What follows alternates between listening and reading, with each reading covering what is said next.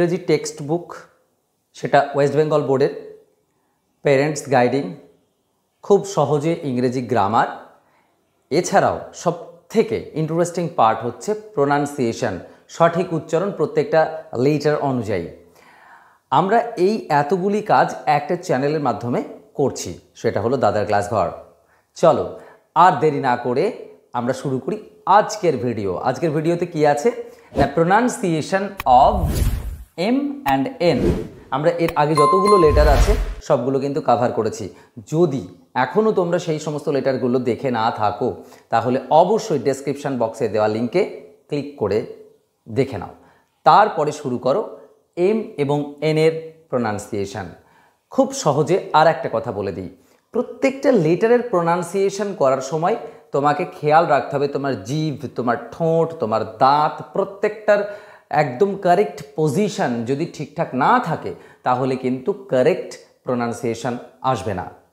তার জন্য এই ভিডিওর শেষে আমি একটা এক্সারসাইজ রেখেছি, যে এক্সারসাইজের মাধ্যমে তুমি তোমার যে টাং বলো বা তোমার মুখ যে যন্ত্র, সেই বাকযন্ত্রকে তুমি কিন্তু সঠিকভাবে ইউজ করতে পারো। চলো আর দেরি না করে শুরু করি আজকের ভিডিও। ওয়েলকাম টু দাদার ক্লাস ঘর। প্রথমেই বলি M. M is pronounced as ম। ম, যেমন ধরো মেইল, মল, ম্যান, মেইন, এইরকম খুব সহজ বিষয়, ময়ের মতো উচ্চারণ হয়। কিন্তু দ্বিতীয় পয়েন্টে বলেছি যদি এম এন এই দুটো একসাথে থাকে, M N is usually realised as M if it is at the end of the word. যদি কোনো শব্দের শেষে এম আর এন এই পার্টিকুলার দুটো লেটার পরপর থাকে তাহলে আমরা কি করব না, এই এম এনকে শুধু ময়ের মতো উচ্চারণ করব, এনের উচ্চারণ হবে না। আন্ডারস্টুড ইট? এবং সেটা মাথায় রাখতে হবে, কিন্তু শব্দের শেষে থাকবে।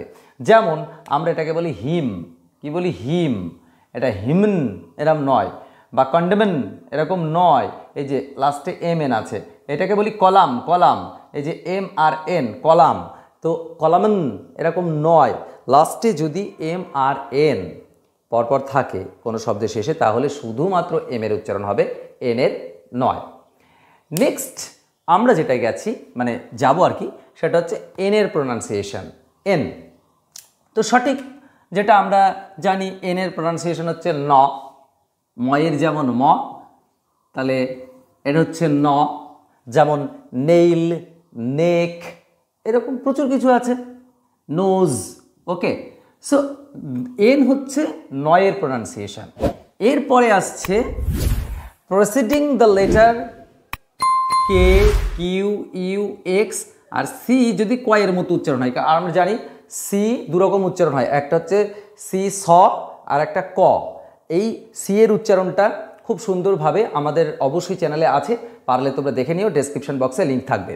তাহলে সি যেটা কয়ের মতো উচ্চারণ, এইগুলো যদি থাকে তাহলে এনকে কিন্তু এই ইঙয় গয়ে এই উচ্চারণের মতো উচ্চারণ করা হবে। ওকে, ইঙয় গয়ের উচ্চারণ করা হবে।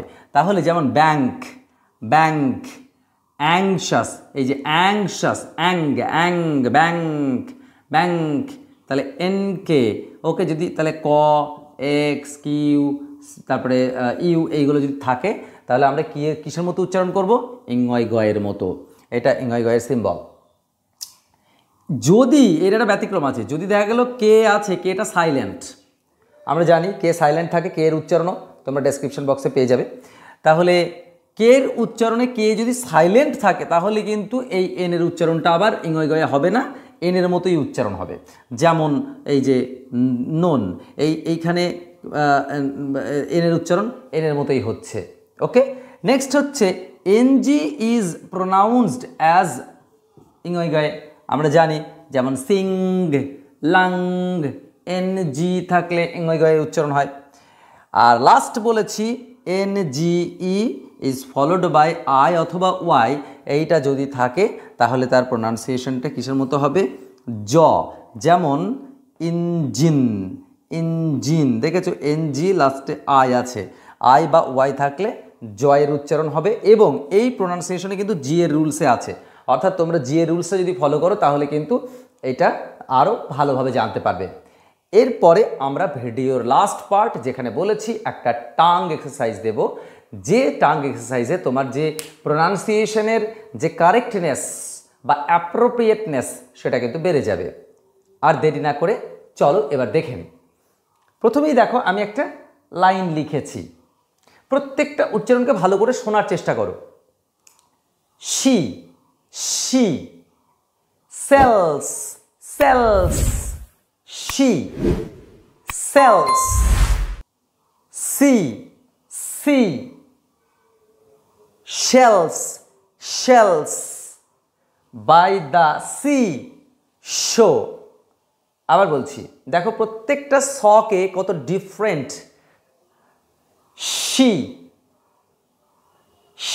Sales, she, sells, sea, shell, shell, এটা সেলস, এটা shells, by the sea, shore, তাহলে সি, শ, একটা সা, যেমন sea shells, sea shells, by the sea, shore. এই যে পার্টিকুলার লাইনটা তুমি কি করবে, বারবার বলার চেষ্টা করো। প্রথমে স্লো মোশনে বলো, কেটে কেটে ভেঙে ভেঙে, তারপরে স্পিডে বলার চেষ্টা করো। মাথায় রাখতে হবে যে কারেক্ট যেন প্রোনাউন্সিয়েশনটা হয়। এটা হচ্ছে শি, শি, এটা সি, শি, সি, এটা সেলস, এটা শেলস, এটা সেল, এটা শেল, ওকে, সি, শো। সো আজকের ভিডিওটা এই পর্যন্ত, প্র্যাকটিস করতে থাকো। যদি কোথাও কোনো রকমের প্রবলেম ক্রিয়েট হয় অবশ্যই ডেসক্রিপশন বক্সে বা কমেন্টে জানিও। আর ভিডিওটা যদি ভালো লেগে থাকে অবশ্যই একটু শেয়ার অ্যান্ড সাবস্ক্রাইব। শেষ পর্যন্ত জুড়ে থাকার জন্য থ্যাংক ইউ।